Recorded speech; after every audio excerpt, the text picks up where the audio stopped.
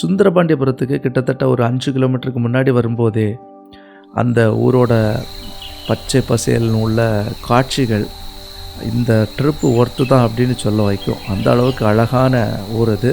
நம்ம சேர்ந்தது ஈவினிங்கிறதுனால ஆக்சுவலி சூரியன் மறைகிற அந்த செவ்வானம் அந்த விவசாய நிலங்களோட பச்சையோடு சேரும்போது நடுப்பகுதியில் பார்த்திங்க அப்படின்னா பனி படர்ந்து பார்க்குறதுக்கே வேறு லெவலாக இருக்கும். ஊரை சுற்றி இருக்கக்கூடிய அழகான குளத்தை சுற்றி இருக்கக்கூடிய அற்புதமான விவசாய நிலங்கள், குளத்துக்கும் விவசாய நிலத்துக்கும் இடையில் இருக்கக்கூடிய நீண்ட நெடிய அழகான சிறிய சாலை, இவையெல்லாம் ட்ரோன் வியூவில் பார்க்கும்போது பார்த்தா மிரண்டே போயிடும். அந்த அளவுக்கு அழகான ஒரு ஊர். இந்த ஊருக்கு சுந்தரபாண்டியபுரம்னு பேர் வர என்ன காரணம் அப்படின்னு பார்த்தோன்னா, 13ஆம் நூற்றாண்டு பகுதியில் வாழ்ந்த பாண்டிய மன்னன் மாரவர்மன் சுந்தரபாண்டியன் நினைவாக தான் இந்த பெயர் வைக்கப்பட்டிருக்கு. பேருக்கு ஏற்றவாறு ரொம்பவும் சுந்தரமான ஊர் தான்.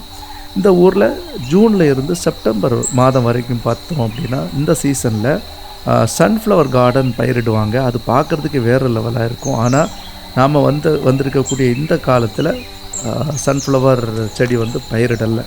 இந்த ஊரோட வேறொரு சிறப்பு என்ன அப்படின்னா, நிறைய சினிமாக்கள் இந்த ஊரில் எடுக்கப்பட்டிருக்கு. தமிழ் படங்கள், மலையாள படங்கள், வேறு மொழி படங்கள் என நிறைய படங்கள் எடுக்கப்பட்டிருக்கு.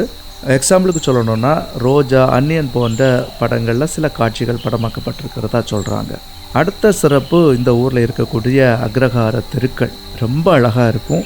நிறைய பழமையான வீடுகள் இந்த அக்ரஹார தெருக்களில் இருக்குது. ட்ரோன் வியூவில் பார்த்தோம் அப்படின்னா அக்ரஹார வீடுகள் ஃப்ரண்ட்டு விட்டு ரொம்ப கம்மியாக இருக்கும், ரொம்ப நீளமாக இருக்கும். அந்த ஸ்ட்ரீட்டை பார்க்குறதுக்கே ரொம்ப அழகாக இருக்கும். நான் வீடியோ எடுத்துகிட்டு இருக்கும்போது அக்ரஹாரத்தில் உள்ள கொஞ்சம் பெரியவா பெருமாளுக்கு பஜனை பாடிட்டு வந்தா. மார்கழி மாதம்னாலே பெருமாளுக்கு பல விழாக்கள் உண்டு தானே.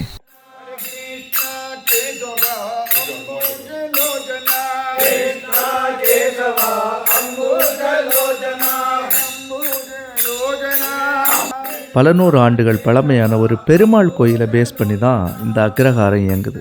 ரொம்பவும் அழகான கோயில். எனக்கும் பெருமாளை சேவிக்க பாக்கியம் கிடைச்சது ரொம்பவும் அதிர்ஷ்டமான கருதுறேன். கோயிலுக்குள்ளே போனால் வித்தியாசமான ஒரு உணர்வு. இந்த கோயிலோட பெயர் பார்த்திங்கன்னா ருக்மிணி ராஜகோபால டெம்பிள்.